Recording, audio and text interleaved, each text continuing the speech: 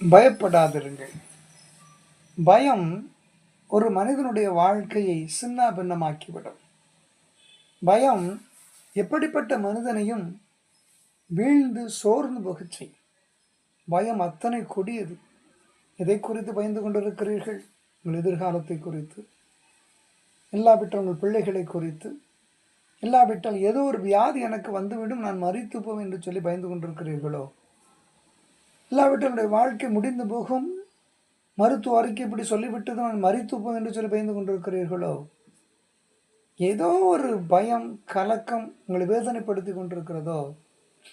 பயப்படாதிருங்கள். ஆண்டவர் தெளிவாய் சொல்கிறார். ஏசாயா தீர்க்கதரிசியின் புஸ்தகம் 41 அதிகாரம் 10 நீ பயப்படாதே, நான் உன்னுடனே இருக்கிறேன். நான் மரண இருளின் பள்ளத்தாக்கில் நடந்தாலும் பொல்லாப்புக்கு பயப்படேன் என்று சொல்லி சங்கீதக்காரனாகிய தாவீது சொல்லுகிறார். அது மாத்திரமல்ல, ஜீவகாலம் முழுவதும் மரண பயத்தில் இருக்கிறவர்களை விடுதலையாகும்படிக்கு மரணத்தை ருசி பார்த்தவர் நம்முடைய ஆண்டவர்.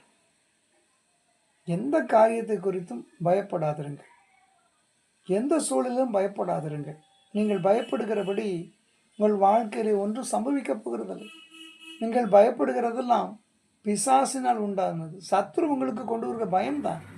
ஆகவே எனக்கு அப்படி ஆயிரும், இப்படி ஆயிரும், நான் அப்படி ஆயிடுவேன், எந்த பயமும் வேண்டாம். உங்களுக்கு ஒன்றும் ஆகாது. சந்தோஷமாக தைரியமாக இருங்கள். உங்களுக்கு ஒன்றும் சம்பவிக்கப் போகிறதில்லை. ஏனென்றால் பயத்தினாலே ஒரு மனிதனுடைய சந்தோஷத்தை, சமாதானத்தை, நிம்மதியை குலைப்பது தான் சத்துருவின் வேலை. அன்பிலே பயம் இல்லை. பூரண அன்பானது பயத்தை புறம்பே தள்ளும் என்று சொல்லி வேதம் சொல்லுகிறது. ஆண்டவராகிய இயேசு கிறிஸ்துவின் முழு அன்பை வைத்து பாருங்கள். உங்கள் பயம் இருந்த இடம் தெரியாமல் போய்விடும்.